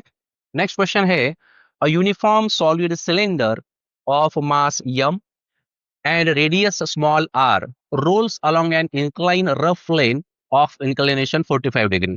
If it starts to roll from rest from the top of the plane, then the linear acceleration of the cylinder axis will be. अब देखो यहाँ पर उन्होंने क्या कहा है कि सबसे पहले मानो इस तरह से एक इंक्लाइन प्लेन है और इस इंक्लाइन प्लेन पर एक सॉलिड सिलेंडर जो है ये टॉप पोजीशन से नीचे आ रहा है। सही है, तो इसका खुद का क्या होगा, कुछ ना कुछ लीनियर एक्सेलरेशन होगा और उसी लीनियर एक्सेलरेशन को हमें यहाँ पे फाइंड आउट करना है। तो उसके लिए हम लोग क्या करेंगे, देखो सबसे पहले हम लोग देखते हैं, और यहाँ पे एंगल ऑफ इंक्लिनेशन दिया हुआ है, देखो कितना इंक्लिनेशन, ये है 45 डिग्री, मतलब ये वाला जो एंगल है ये दिया हुआ है जो कि है 45 डिग्री। ठीक है, अब सबसे पहले हम लोग ये सोचेंगे कि ये जो सॉलिड सिलेंडर है, इस सॉलिड सिलेंडर पर टोटल फोर्स कितना है, नेट फोर्स कितना है। ठीक है, उसके लिए सबसे पहले इस सॉलिड सिलेंडर का जो खुद का वेट होगा ये डाउनवर्ड डायरेक्शन में होगा, जिसे हम लोग mg कह देते हैं। ठीक है, यहाँ पर मैं एक एक्सिस जो ड्रॉ कर लेता हूँ। अगर ये एंगल 45 डिग्री होगा, सो बाय ज्योमेट्री ये वाला एंगल भी कितना होगा, ये वाला भी एंगल 45 डिग्री होगा। तो जिस एक्सिस के साथ थीटा होता है यानी कि एंगल होता है, उस एक्सिस के साथ हम लोग कोसाइन लेते हैं। ठीक है ना, क्योंकि मुझे इसे क्या करना होगा, रिजोल्व करना होगा दो कंपोनेंट्स में। तो ये वाला कंपोनेंट जो है ये बन जाएगा mg cos थीटा, और ये वाला जो कंपोनेंट है ये बन जाएगा mg sin थीटा। सही है, अब इसकी जो मोशन है, देखो ये मोशन जो है ये डाउनवर्ड डायरेक्शन में, सही है, लेकिन इसके ऑपोजिट डायरेक्शन में क्या होगा, इसके ऑपोजिट डायरेक्शन में एक फोर्स काम करेगा जो कि होगा फ्रिक्शनल फोर्स। सही है, लेकिन ऑब्जेक्ट जो है वो नीचे ही जा रहा है। जैसे कि अपने पास फॉर्मूला होता है, देखो Newton second law of motion जो कि होता है F is equals to mass into acceleration. तो टोटल फोर्स इसके ऊपर कितना है, देखो mg sin थीटा, इसमें से हमें क्या करना होगा, इस फ्रिक्शनल फोर्स को सब्ट्रैक्ट करना होगा। इतना फोर्स होगा इस सॉलिड सिलेंडर पर इज इक्वल्स टू ma। ठीक है, और एक फॉर्मूला होता है देखो अपने पास टॉर्क के लिए। टॉर्क क्या होता है, torque is the product of force at perpendicular distance, tau is equals to I into alpha. Alpha का मतलब होता है एंगुलर एक्सेलरेशन और आई होता है मोमेंट ऑफ इनर्शिया। तो सॉलिड सिलेंडर के लिए मोमेंट ऑफ इनर्शिया क्या होता है, वो होता है mr स्क्वायर डिवाइडेड बाय 2। तो नॉर्मली टाउ मतलब कौन होगा, ये होगा फोर्स इंटू परपेंडिकुलर डिस्टेंस, आई मतलब मोमेंट ऑफ इनर्शिया जो कि होगा mr square divided by 2 into alpha. ठीक है, तो यहां से एक आर जो है उसे हटा देते हैं, तो सिंपली हम लोग कह सकते हैं कि एफ की जो वैल्यू होंगी अपने यहाँ पे ये होंगी m into r alpha divided by 2। Check कर लो, सही है। हम्म अब अब और एक फॉर्मूला होता है, देखो जैसे कि लीनियर वेलोसिटी और एंगुलर वेलोसिटी होती है, इनके बीच में एक रिलेशन होता है, v is equals to R into omega. सही है, उसी तरह से एक्सेलरेशन में भी ये रिलेशन होता है, क्या, linear acceleration is equal to R into angular acceleration, so A is equal to R into alpha. तो यहाँ पे ये जो आर अल्फा दिखाई दे रहा है, तो इस आर अल्फा की जगह पे हम लोग ए लिख सकते हैं। सही है, तो यहाँ से एफ क्या होगा, एफ हो जाएगा M into A divided by 2। अब इसी फ्रिक्शनल फोर्स को यानी कि इसी फोर्स को हम लोग इस इक्वेशन में पुट कर देते हैं, तो हमें क्या मिल जाता है देखते हैं, तो ये होगा mg साइन थीटा, तो साइन 45 डिग्री।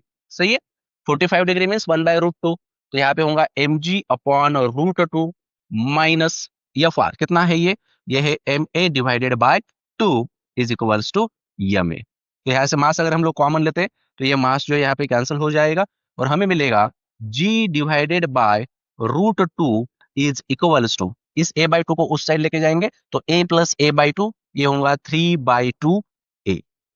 और 2 का मतलब क्या है, √2 into √2। So simply we can say यहाँ पे हमें जो एक्सेलरेशन मिलेगा, इस टाइम को इस साइड शिफ्ट कर दो, तो ये होगा √2 डिवाइडेड बाई 3 इंटू जी। सही चेक करो, तो ऑप्शन सी जो होगा देखो वो यहाँ पे सही होगा। क्वेश्चन पूछा गया है, अ parallel plate capacitor was made with a two rectangular plates, each with a length of L is equal to 3 centimeter and breadth of B is equals to 1 centimeter. The distance between the plates is 3 micrometer. Out of the following, which are the ways to increase the capacitance by a factor of 10? तो capacitance यहाँ पे 10 times बढ़ना चाहिए। तो यहाँ पे जो conditions दी गई है, यानी कि जो ऑप्शंस दिए गए हैं, इसमें से कौन से ऑप्शंस इस कंडीशन को सेटिस्फाई कर रहे हैं वो हमें यहाँ पे चेक करना है।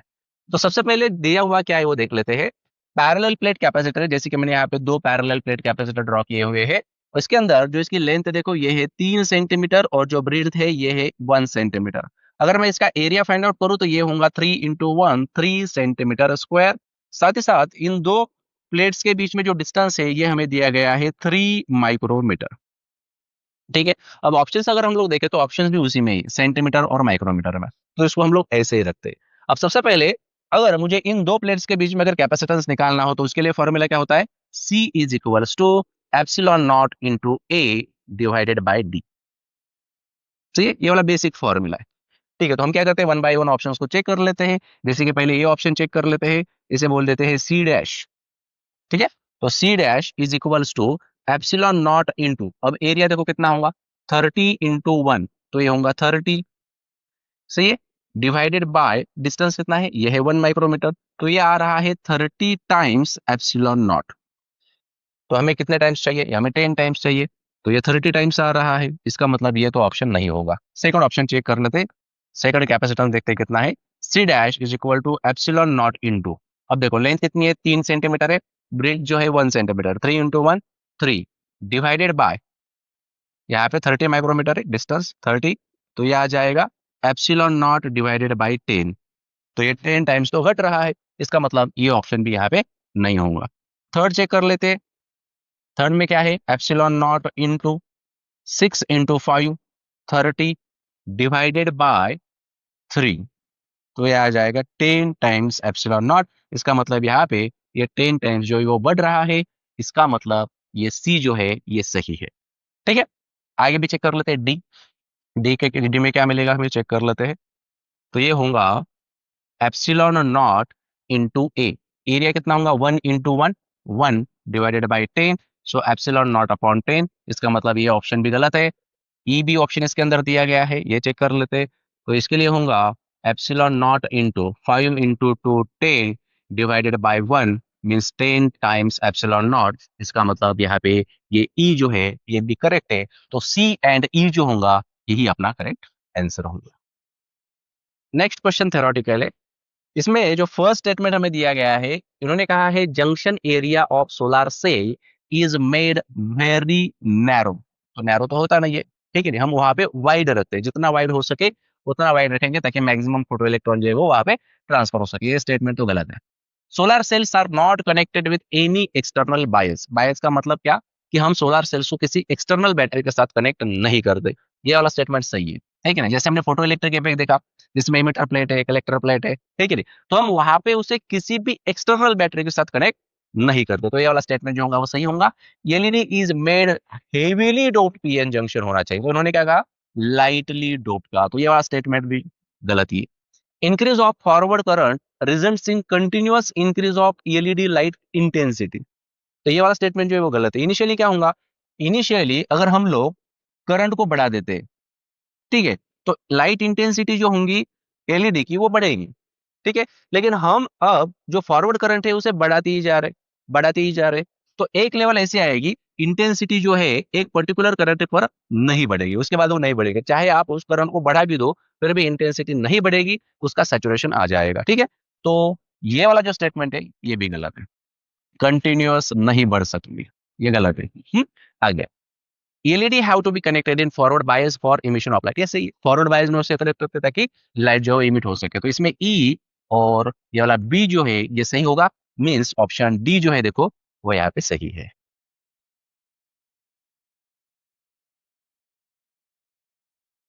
नेक्स्ट क्वेश्चन जो है वो काफी इंपॉर्टेंट है, आइए देखते हैं इसे कैसे सॉल्व करना है। सबसे पहले इस क्वेश्चन में क्या दिया है वो समझते हैं। An object of mass m is projected from origin in a vertical xy plane at an angle of 45 degree with the x-axis with an initial velocity v naught, the magnitude and direction of the angular momentum of the object with respect to origin, with respect to origin when it reaches at the maximum height will be। देखो सबसे पहले इन्होंने क्या कहा कि एक plane है x Y plane, मान लेते हैं ये एक्स वाई प्लेन है और यहाँ पर ये इसका ओरिजिन है और ओरिजिन से एक पार्टिकल जो है वो हम लोग थ्रो कर रहे हैं। तो कितने एंगल पे थ्रो किया जा रहा है इसे? 45 डिग्री। तो ये वाला जो एंगल होगा इसका ये है 45 डिग्री और जिस वेलोसिटी से इसे थ्रो किया गया ये वेलोसिटी है v नॉट। ये गिवन डेटा। उसके बाद उनका कहना क्या है, मैग्नीट्यूड और डायरेक्शन किसकी, एंगुलर मोमेंटम। अब एंगुलर मोमेंटम क्या होता है, ये होता है L bar is equal to R bar cross P bar, या फिर हम इसे अगर स्केलर फॉर्म में लिखेंगे तो ये होगा L is equals to R P sine theta, ठीक है नहीं, क्रॉस प्रोडक्ट हटा देंगे तो साइन थीटा आ जाएगा, या फिर इसे हम लोग जो परपेंडिकुलर कंपोनेंट ले रहे हैं मोमेंट का अपना उसे इस फॉर्म में भी लिख सकते हैं, ठीक है। अब अब यहाँ पे एक बात समझो, अब ये जो है ये वी नॉट है और ये 45 डिग्री एक्स एक्सिस के साथ बना रहा है, तो इसे मुझे रिजोल्व करना होगा। तो ये वाला जो कंपोनेंट होगा ये होगा V naught sine 45 degree means V naught upon root two, सही है।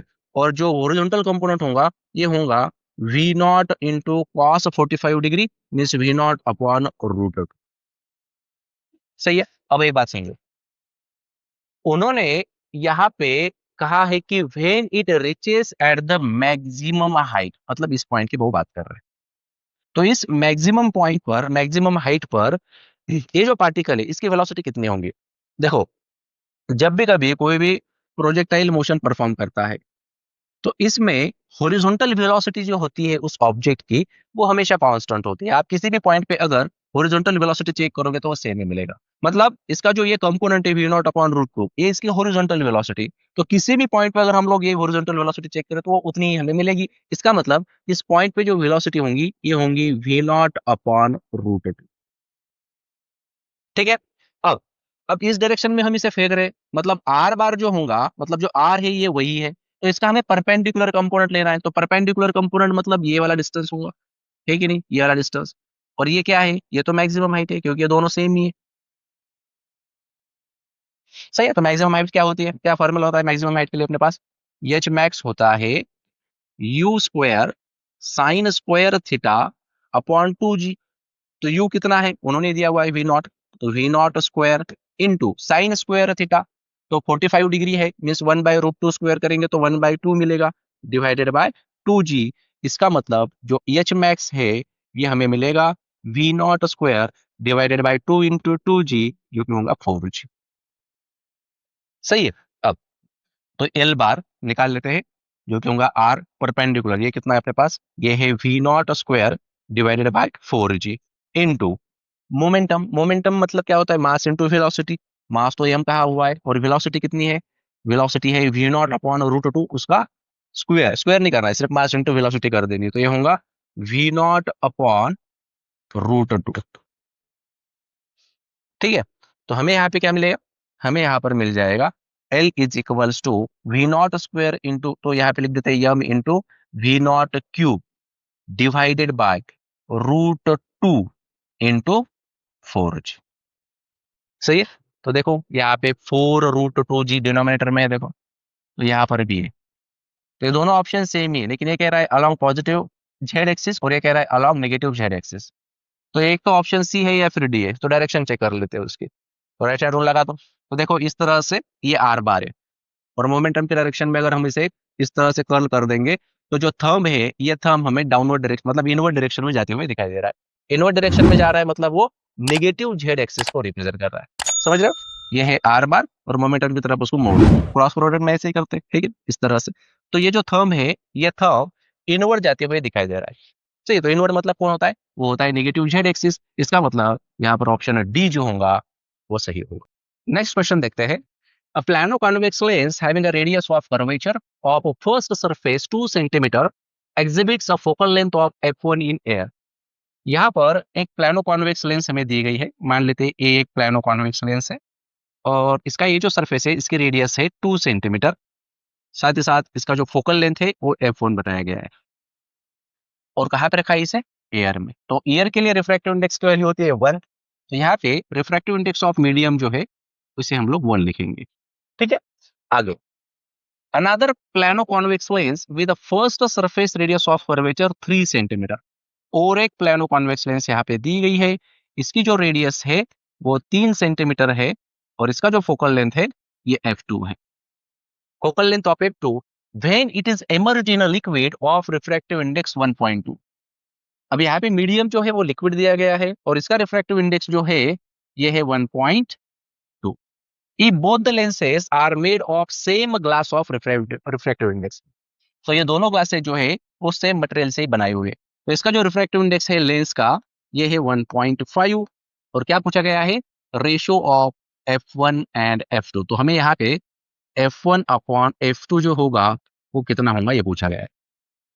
ठीक है, बहुत ही सिंपल क्वेश्चन है। देखो हमारे पास फोकल लेंथ के लिए एक फॉर्मूला होता है। देखो 1 upon f is equal to refractive index of lens upon refractive index of medium minus 1 into 1 upon r1 minus 1 upon r2। ठीक है, अब यहाँ पे म्यू 1 अपॉन म्यू 2 भी होता है, लेकिन ये सिंपल है। जो फर्स्ट होगा वो लेंस के लिए होगा और जो डिनोमिनेटर में वो मीडियम के लिए होगा। तो आप सिंपली इस तरह से याद रख सकते हो। तो अगर मैं फर्स्ट लेंस की बात करूँ तो यहाँ पे 1 अपॉन f1 मुझे मिल जाएगा। म्यूवेल कितना है? म्यूवेल है 1.5 अपॉन ईयर का रिफ्रैक्टिव इंडेक्स है 1 माइनस 1। यहाँ पे 1 अपॉन r1 लिखेंगे। r1 है 2 सेंटीमीटर माइनस 1 अपॉन r2। अब देखो ये जो सेकंड साइड आप लोग देख रहे हो इसकी जो रेडियस होंगी वो कितनी होंगी? वो होंगी इन्फिनिटी। सही है, क्योंकि ये प्लेन है।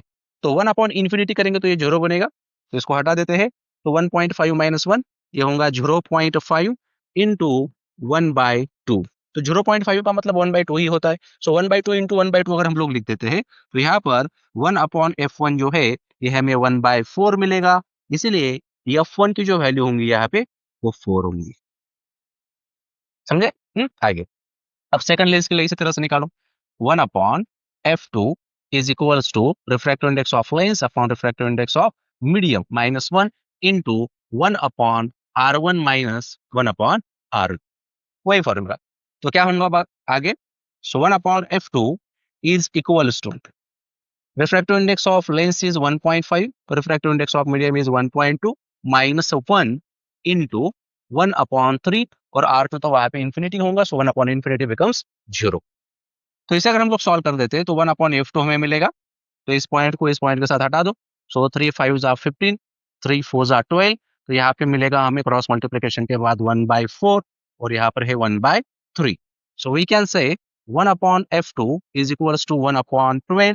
तो यहाँ से हमें f2 की वैल्यू मिलेगी 12। ठीक है, तो हमें रेशियो निकालना है f1 अपॉन f2 तो कर दो।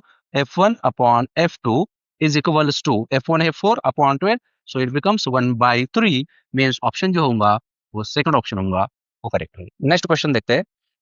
A car of mass m moves on a bank road having a radius r and banking angle theta. To avoid slipping from a bank road, the maximum permissible speed of the car is v naught, the coefficient of friction between the wheels of the car and bank road is। तो यहाँ पर हमें mu की value जो है पूछी गई है। काफी आसान क्वेश्चन है। देखो अब देखो फॉर्मूला जो है इसका तो डायरेक्टली फॉर्मूला भी होता है, लेकिन हम लोग क्या करेंगे यहाँ पे फॉर्मूला जो है वो डिराइव करेंगे। ठीक है, तो कैसे करेंगे? देखो सबसे पहले क्या दिया हुआ है। मानो एक बैंक रोड है इस तरह से और ये हॉरिजॉन्टल लाइन के साथ यहाँ पे एंगल बना रहा है थीटा। रोड पता है कैसी जा रही? इस तरह की ये रोड है ऐसे। और वहां पे ये व्हीकल जो है वो सर्कुलर मोशन परफॉर्म कर रही है। तो मान लो यहाँ पे व्हीकल है। तो सबसे पहले इस व्हीकल पर कौन कौन से फोर्सेस एक्ट होंगे उसके बारे में सोचेंगे। सबसे पहला जो फोर्स होगा वो होगा उसका खुद का वेट और ये वेट होगा डाउनवर्ड डायरेक्शन में जो कि होगा mg। सेकंड फोर्स जो सरफेस को परपेंडिकुलर होता है, जो टॉप सरफेस होता है ऑब्जेक्ट का, वो होता है नॉर्मल रिएक्शन फोर्स। उसे हम लोग कह देंगे यह। ठीक है, अब यहाँ पर और एक फोर्स होता है जो कि होता है फ्रिक्शनल फोर्स। सही है। अब अगर मैं यहाँ पे कार्टेशियन सिस्टम प्लॉट करूं, मान लेते हैं ये y एक्सिस है और ये हॉरिजॉन्टल लाइन जो है वो x एक्सिस है, इस तरह से। तो हमें क्या करना है, अभी रिजॉल्व करना है। ठीक है, क्योंकि यहाँ पर अगर ये एंगल थीटा है तो ये वाला जो एंगल होगा ये भी थीटा ही होगा, और बाय ज्योमेट्री ये वाला एंगल भी क्या बनेगा, थीटा ही बनेगा। तो हम क्या कर सकते हैं, अभी ये जो नॉर्मल रिएक्शन फोर्स है इसे दो कंपोनेंट में रिजॉल्व कर सकते हैं। तो याद रखना, जिसके साथ थीटा होता है उसके साथ हम लोग कोसाइन लगा देते हैं। तो ये वाला कंपोनेंट जो होगा ये होगा n cos थीटा, और ये वाला जो कंपोनेंट होगा ये बन जाएगा n sin थीटा। समझे। उसी तरह से ये फ्रिक्शनल फोर्स भी देखो, ये भी इंक्लाइन ही है, इसे भी रिजॉल्व करेंगे। तो इसका जो ये वाला कंपोनेंट होगा हॉरिजॉन्टल कंपोनेंट जिसके साथ थीटा है, ये होगा एफ आर कॉस थीटा, और ये वाला जो कंपोनेंट होगा ये होगा एफ आर साइन थीटा। समझ रहे हो। तो यहाँ पे देखो ये n साइन थीटा और एफ आर कॉस थीटा ये दोनों मिलकर किसे बैलेंस कर रहे हैं, ये दोनों मिलकर इस सेंट्रिपेटल फोर्स को बैलेंस कर रहे हैं, जो कि है यम we not square divided by R. Clear है। अगर मैं अभी इसी डायग्राम से इक्वेशन बना दूं तो हम लोग बोल सकते हैं इस डायरेक्शन में कितने फोर्सेस है, यहाँ पर है n sign theta plus F R cos theta, लेकिन एफ आर किसके बराबर होता है म्यू एन के बराबर। सही है। तो ये बन जाएगा म्यू एन कॉस थीटा, ये दोनों किसके बराबर है, सेंट्रिपेटल फोर्स के, जो कि है यम we not square divided by r. उसी तरह से वर्टिकल फोर्सेस देख लो, vertical forces n cos theta जो है ये इन दोनों से बैलेंस्ड है। तो यहाँ पर मैं लिख देता हूं N cos theta minus F R मतलब म्यू एन साइन थीटा, ये किसके बराबर होगा, तो होगा एम जी के बराबर। अगर मैं इन दोनों का रेशो ले लूं, मान लेते हैं अभी इन दोनों को अगर हम लोग डिवाइड कर देते तो हमें क्या मिलेगा, ये यम इस यम के साथ कैंसिल होगा, और यहाँ पे ये यन जो है ये यन भी कैंसिल होगा। से तो बचेगा कौन, sine theta plus mu cos theta divided by cos theta minus mu sine theta is equals to V not square divided by R G. ठीक है। तो ऑप्शन में tan थीटा प्रेजेंट है देखो, तो tan है तो हमें क्या करना होगा, यहाँ पे इस इक्वेशन को cos से डिवाइड करना होगा। तो sin theta upon cos theta करेंगे तो यहाँ पर मिलेगा tan थीटा प्लस म्यू, सिर्फ म्यू ही बचेगा, divided by cos theta upon cos theta 1 minus mu tan theta is equals to V not square divided by R. ठीक है। अब आगे क्या करेंगे देखो, तो हमें यहाँ पे म्यू की वैल्यू निकालना है। तो म्यू निकालना है इसलिए क्रॉस मल्टीप्लीकेशन यहाँ पे कर देते हैं। तो क्या मिलेगा, R G into tan theta करे तो R G tan theta plus mu R G is equals to V not square into one V not square minus mu into V not square tan theta. Check कर लो। ठीक है। तो हमें किसकी value चाहिए, म्यू की वैल्यू चाहिए। तो म्यू को एक साइड में ले लेते हैं। तो यहाँ पे ये म्यू जो है मैंने बाहर ले लिया, तो यहाँ पे कौन बचेगा, आर जी, और कहाँ पर है म्यू, यहाँ पर है देखो। तो इस टाइम को इस साइड ले लो तो प्लस हो जाएगा, तो ये हो जाएगा plus V not square tan theta is equals to V not square, और इसको उस साइड भेज दो, minus R G tan theta. तो सिंपली हमें यहाँ पे म्यू का वैल्यू मिल जाएगा, जो कि होगा V not square minus R G tan theta divided by R G plus V not square tan theta. Check कर लो। ठीक है। तो यहाँ पे कौन सा ऑप्शन सही होगा, हमारे लिए option V not square minus R G tan theta upon R G plus, तो ऑप्शन सी जो होगा देखो वो है। नेक्स्ट क्वेश्चन है, consider a parallel plate capacitor of area A of each plate and separation D between the plate. If E is the electric field and epsilon naught is the permittivity of free space between the plate, then the potential energy stored in the capacitor. काफी आसान question है देखो। अगर parallel plate capacitor हो तो इसमें जो potential energy store करी जाती है, इसके लिए फॉर्मूला क्या होता है, ये होता है 1/2 CV²। बेसिक कॉमन फॉर्मूला है अपने पास पोटेंशियल एनर्जी निकालने के लिए। और कैपेसिटेंस कितना होगा पैरेलल प्लेट कैपेसिटर के लिए, वो होगा एप्सिलॉन नॉट इंटू ए अपॉन डी। सही है। और वी का और इलेक्ट्रिक फील्ड का क्या रिलेशन होता है, V is equals to, sorry, electric field, so E is equals to V upon D. ये वाला भी फॉर्मूला है अपने पास। तो यहां से हम लोग बोल सकते हैं कि वी जो है ये क्या होगा, ये ये होगा ईडी। बस यही वैल्यू हम इसके अंदर पुट कर देंगे तो देखते हैं क्या मिलता है। So potential energy is equal to 1/2 into c. C मतलब कौन है? वो है epsilon not a upon d into, और वी स्क्वायर है यहाँ पे e square into d square लिख देते हैं।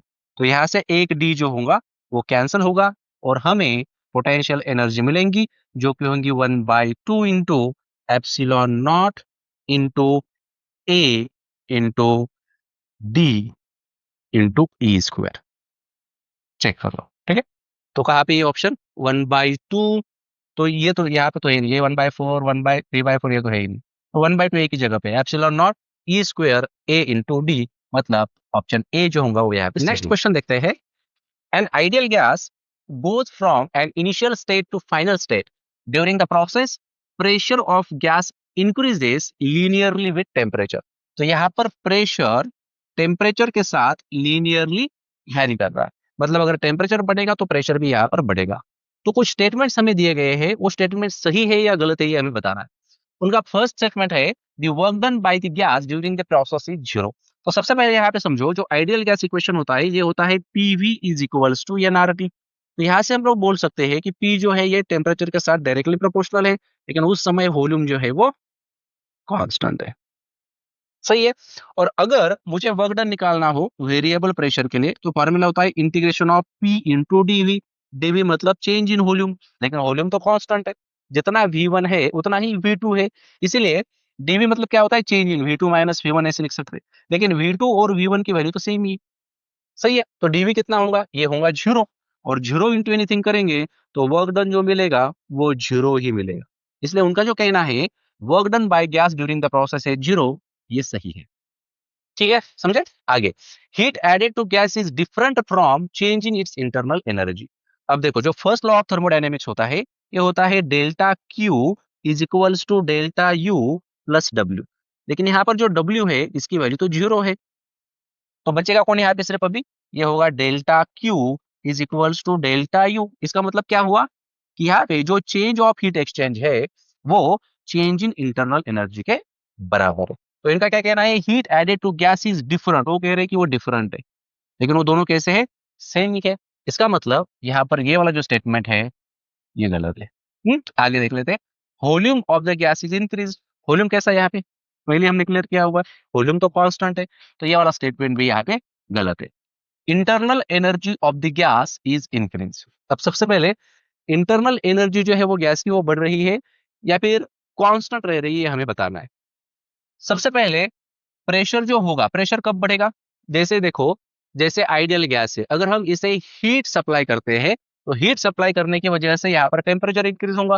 अगर टेम्परेचर इंक्रीज होगा तो वहां पर उसकी इंटरनल एनर्जी जो है वो भी बढ़ेगी। इंटरनल एनर्जी मतलब क्या होती है? उस सिस्टम के अंदर जितने भी मॉलिक्यूल्स होंगे उनमें जो एनर्जी होंगी उस एनर्जी को हम लोग इंटरनल एनर्जी कहते हैं।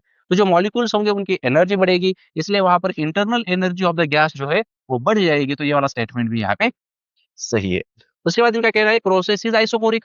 आइसोकोरिक मतलब वॉल्यूम कांस्टेंट होता है, वो ऑलरेडी वॉल्यूम यहाँ पे कांस्टेंट ही है, इसलिए ये वाला जो स्टेटमेंट है ये भी सही है। ठीक है, ऐसे डिफरेंट प्रोसेस होते हैं, आइसोकोरिक है, आइसोबेरिक है जिसमें प्रेशर कांस्टेंट होता है, आइसोथर्मल है जिसमें टेम्परेचर कांस्टेंट होता है, उसी तरह से आइसोकोरिक जिसमें वॉल्यूम कांस्टेंट होता है। तो ये वाला स्टेटमेंट भी सही है। तो यहाँ पर ए, डी और ई ये तीनों ही सही है, मीन्स ऑप्शन बी जो होगा यहाँ पे वो सही है। नेक्स्ट क्वेश्चन देखते हैं। During the transition of electron from state A to state C of Bohr atom, the wavelength of emitted radiation is 2000 angstrom. मान लेते हैं ये स्टेट A है, यहां से एक इलेक्ट्रॉन जो है वो C इस स्टेट में जा रहा है। मान लेते हैं यहां से एक इलेक्ट्रॉन जो है इस तरह से ट्रांजिट कर रहा है, तो यहाँ से जो इलेक्ट्रोमैग्नेटिक वेव्स प्रोड्यूस्ड होंगी इनकी वेवलेंथ हमें बताई गई है, ये है 2000 एंगस्ट्रॉम। ठीक है, आगे, and it becomes the 6000 angstrom when the electron jumps from state B to state C। तो यहाँ पे वेवलेंथ जो है वो बढ़ रही है, इसका मतलब जो एनर्जी होंगी वो यहाँ पर डिक्रीज्ड होंगी। तो मान लेते हैं यहाँ पे कहीं पे तो भी जो स्टेट बी है ये प्रेजेंट है, और यहाँ से जब ये इलेक्ट्रॉन मूव होगा, जंप करेगा सी इसके अंदर, तो यहाँ पे इसका जो वेवलेंथ होगा वो होगा 6000 एंगस्ट्रॉम। समझ रहे हो? आगे, then the wavelength of the radiation emitted during the transition of electrons from state A to state B. तो जब इलेक्ट्रॉन A से B तक जाएगा तब यहाँ पे जो इलेक्ट्रोमैग्नेटिक वेव्स प्रोड्यूस्ड होंगी तो इनकी वेवलेंथ कितनी होंगी, ये क्वेश्चन पूछा गया है। बहुत ही आसान क्वेश्चन है। देखो सबसे पहले चेंज इन एनर्जी के लिए फॉर्मूला क्या होता है, वो होता है एच सी अपॉन लैम्बडा, ठीक है ना, या फिर एच इंटू न्यू भी लिख सकते हैं अगर फ्रीक्वेंसी होंगी अपने पास।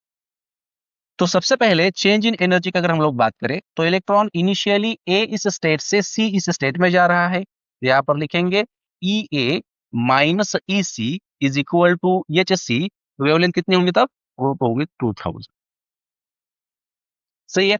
उसी तरह से अब इलेक्ट्रॉन जो है ये बी इस स्टेट से सी इस स्टेट में जा रहा है, तो यहाँ पे चेंज इन एनर्जी हम लोग बोल सकते हैं ई बी माइनस ई सी, ये किसके बराबर होगा, ये होगा एच सी अपॉन 6000 के बराबर।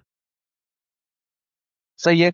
अब यहाँ पे अभी हमें क्या चाहिए, अभी हमें निकालना है जब ये स्टेट ए से स्टेट बी अगर चला जाता है तो उस समय उसकी वेवलेंथ कितनी होंगी। तो इन दोनों को सब्ट्रैक्ट कर देते हैं। अगर इनका सब्ट्रैक्शन करेंगे तो ये ईसी जो होगा वो इस ईसी के साथ कैंसिल होगा, तो यहाँ पर बचेगा ई ए माइनस ई बी, मतलब स्टेट ए से स्टेट बी में जो एनर्जी चेंज हो रही है वो is equal to H C.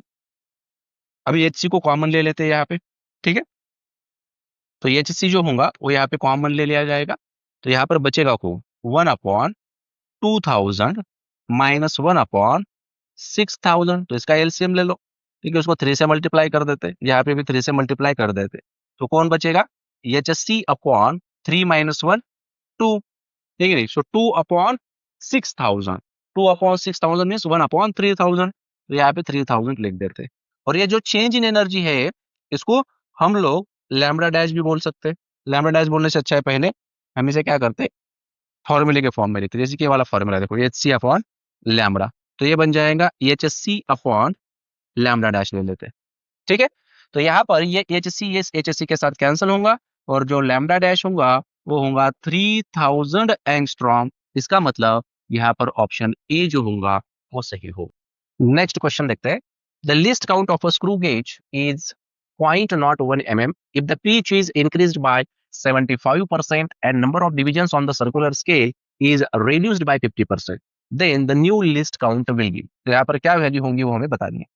सबसे पहले जो स्क्रू गेज होता है, स्क्रू गेज के लिए लिस्ट काउंट का फॉर्मूला होता है pitch divided by number of divisions on a circular scale. और इनिशियली हमें स्क्रू गेज का जो लिस्ट काउंट है वो उन्होंने दिया है 0.01 mm। अब हमें नया लिस्ट काउंट निकालना है, तो इसे मैं एल सी डैश बोल देता हूँ, ठीक है। तो नया लिस्ट काउंट कब, जब पिच जो है ये 75% बढ़ेगा। 75% मतलब कितना होगा, ये होगा 3p/4, सही है। और जो नंबर ऑफ डिविजन है उस सर्कुलर स्केल पे ही वो घट रहे हैं, कितने से, 50% से, मतलब पहले सी था तो अब घटेगा, माइनस कर देंगे 50% मीन्स c/2, ठीक है।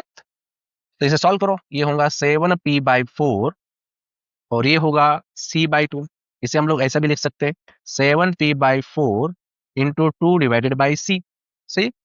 तो ये 2 2 जा 4 बचेगा, तो यहाँ पर हमें मिलेगा 7/2 इंटू पी अपॉन सी। लेकिन पी अपॉन सी मतलब कौन है, लिस्ट काउंट है, जो किसके बराबर है 0.01 mm के बराबर है।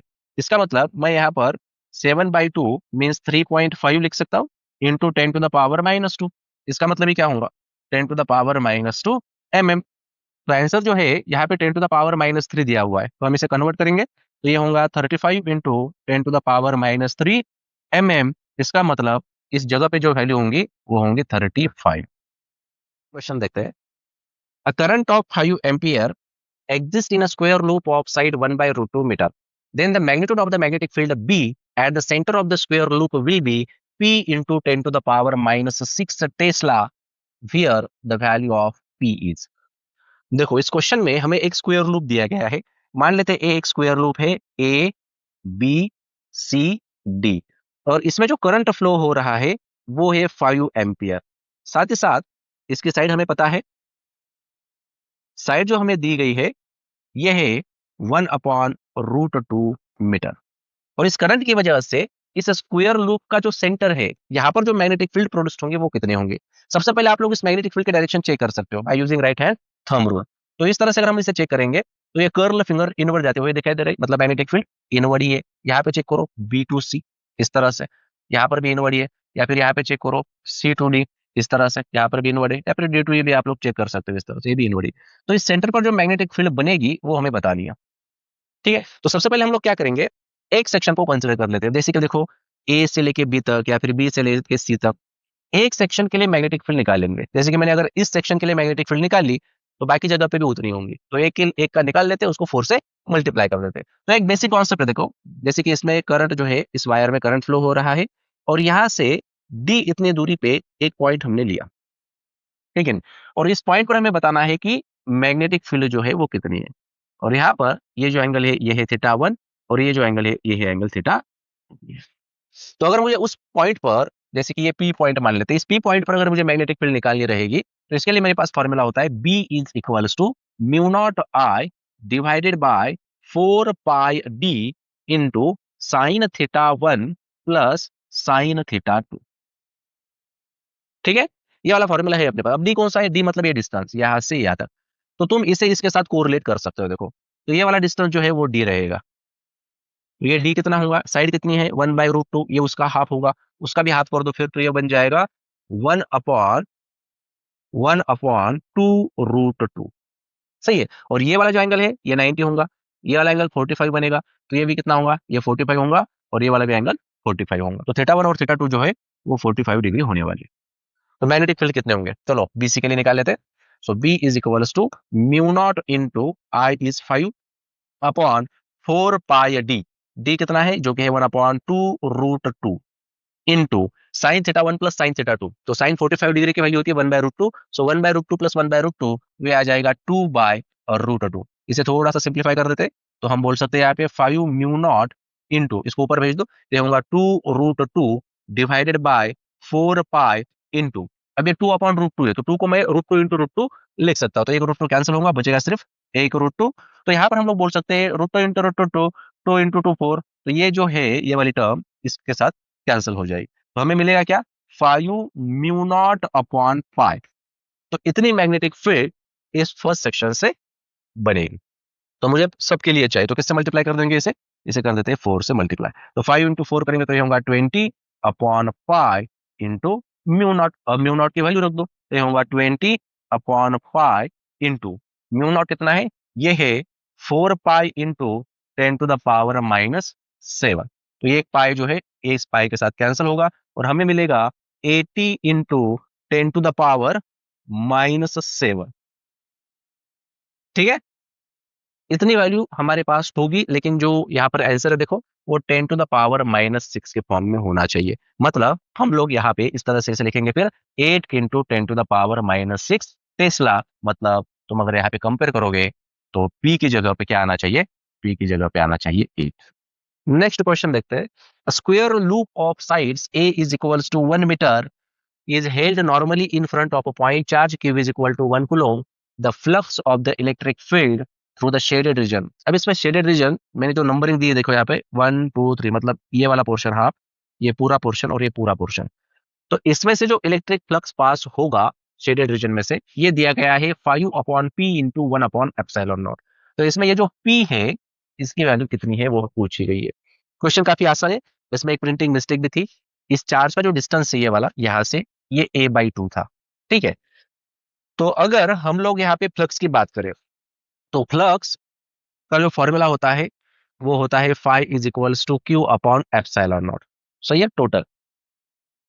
तो ऐसे इसके अंदर कितने कितने साइड्स होंगे, इसके इसके जो साइड्स होंगे देखो टोटल वो होंगे 6 साइड्स। सही है, इसके जो साइड्स होंगे देखो एक तरह का ये साइड होगा, एक इस साइड में होगा, ऐसे दो होंगे और ये ऐसे दो होंगे। तो ऐसे 6 साइड्स जो है ये इस स्क्वायर लूप को होंगे। तो उसमें से जो इलेक्ट्रिक फ्लक्स पास होगा उसके लिए फॉर्मूला बनेगा q/एप्सिलॉन नॉट। लेकिन उसमें से अगर मुझे सिर्फ एक ही साइड में से लेना हो, जैसे कि अभी यहाँ पे ये एक ही साइड है, तो एक साइड से अगर लेना हो, एक सरफेस से अगर मुझे इलेक्ट्रिक फ्लक्स की वैल्यू निकालनी हो तो टोटल के लिए q/एप्सिलॉन नॉट था। 6 फेसेस है तो एक फेस में से ये बनेगा q/6 एप्सिलॉन नॉट। 6 से डिवाइड कर देंगे उसको। लेकिन ये जो एक सरफेस है देखो ये इसके भी 4 कंपार्टमेंट्स इन्होंने बना दिए, इसके भी ये 4 पार्ट्स इन्होंने बना दिए। तो सबसे पहले हम इस सिंगल पार्ट के लिए देखते हैं कि कितना, ये जो थर्ड है इसके लिए चेक कर लेते हैं इलेक्ट्रिक फ्लक्स कितना होगा। तो इसे हम लोग क्या करेंगे, इसे भी फिर से हम लोग कितने से डिवाइड करेंगे, 4 से। सो 1/4 हम लोग यहाँ पे लिख देंगे। ठीक है, तो इतना ये जो थर्ड है, ये वाला रीजन जो देख रहे हो, इसके लिए जो इलेक्ट्रिक फ्लक्स होगा वो अपने लिए बन जाएगा Q/24 एप्सिलॉन नॉट। 3 के लिए इतना ही होगा, 2 के लिए भी उतना ही होगा, लेकिन ये 1 के लिए देखो, ये 1 अब इतना ही है, उसका भी हाफ है। सही है, तो उसके लिए कितना होगा, उसके लिए Q/24 एप्सिलॉन नॉट, उसका क्या कर देंगे, फिर से हाफ कर देंगे, तो ये हमें मिलेगा Q/48 एप्सिलॉन नॉट। समझे? अब तीनों को ऐड कर दो। इसके लिए कितना था, ये था Q/24 epsilon not, plus second के लिए कितना है, उतना ही है, Q/24 एप्सिलॉन नॉट, प्लस और इस हाथ के लिए कितना होगा, Q/48 एप्सिलॉन नॉट। तो इसका एलसीएम ले लो 48, तो ये होगा 2Q plus Q/48 epsilon not. तो ये आ जाएगा 5Q/48 epsilon not, means 5/48 into Q/एप्सिलॉन नॉट। चेक कर लो क्या दिया हुआ है, 5/P मीन्स 5/48, मतलब इस P का जो वैल्यू होगा यहाँ पे वो 48 हो। नेक्स्ट क्वेश्चन देखते हैं। The temperature of 1 mole of an ideal monoatomic gas is increased by 50 degrees Celsius at constant pressure. The total heat added and changes in internal energy are E1 and E2 respectively. So E1 upon E2 is equal to x upon 9. तो हमें यहाँ पर x की value जो है वो पूछी गई है। सबसे पहले जो यहाँ पे हमें रेशो दिया गया है या फिर पूछा गया है वो किसका है, वो है टोटल हीट एडेड और change in internal energy, means in short we can say delta Q upon delta U की वो बात कर रहे हैं। सही है, तो डेल्टा क्यू जो होगा कांस्टेंट प्रेशर के लिए, ये क्या होता है, ये होता है N into CP into delta T, और डेल्टा यू क्या होता है, ये होता है N into CV into delta T. तो यहां से हमें मिलेगा सीपी अपॉन सीवी, और सीपी अपॉन सीवी मतलब एडियामेट्रिक रेशो जो कि गामा के बराबर होता है, और गामा इज इक्वल्स टू हम लोग बोल सकते हैं जो कि होगा 1/2/f के बराबर। और अगर आप लोगों को मोनो एटॉमिक गैस पता होगा तो उसके लिए गामा की जो वैल्यू होती है वो 5/3 होती है, ये पता होगा तो ठीक है, या फिर मोनो एटॉमिक गैस के लिए जो डिग्री ऑफ फ्रीडम होती है वो 3 ली जाती है, ये तो भी पता होना चाहिए। सो 1/1+1+2/3 करेंगे तो हमें यहाँ पर ये 5/3 मिल जाएगा। सही, वही तो E1/E2 है, ठीक है। सो E1/E2 इज इक्वल्स टू, अभी मुझे यहाँ पे डिनोमिनेटर में क्या चाहिए, 9 चाहिए, तो 3 से मल्टीप्लाई और डिवाइड कर दो, तो क्या आ जाएगा 15/9। इसका मतलब यहाँ पर x जो होगा वो 15 के बराबर होगा। ठीक है, चलो नेक्स्ट क्वेश्चन देख लेते हैं। नेक्स्ट क्वेश्चन जो है, a wire of resistance 9 ohm is bend to form an equilateral triangle. मान लेते हैं एक वायर है और इसका जो रेजिस्टेंस हमें दिया गया है ये 9 ओहम है, and that is bend to form an equilateral triangle. अब ये जो वायर हमें दी गई थी, मान लेते हैं इसकी लेंथ जो है वो यल है, और इसी से हम लोग एक इक्विलैटरल ट्रायंगल बना रहे हैं। तो इक्विलैटरल ट्रायंगल में क्या होगा, इसमें जो साइड्स होंगी वो सेम ही होंगी। सही है, तो मान लेते हैं यहाँ पे हमने इसका इससे क्या करा, एक इक्विलैटरल ट्रायंगल बनाया इस तरह से।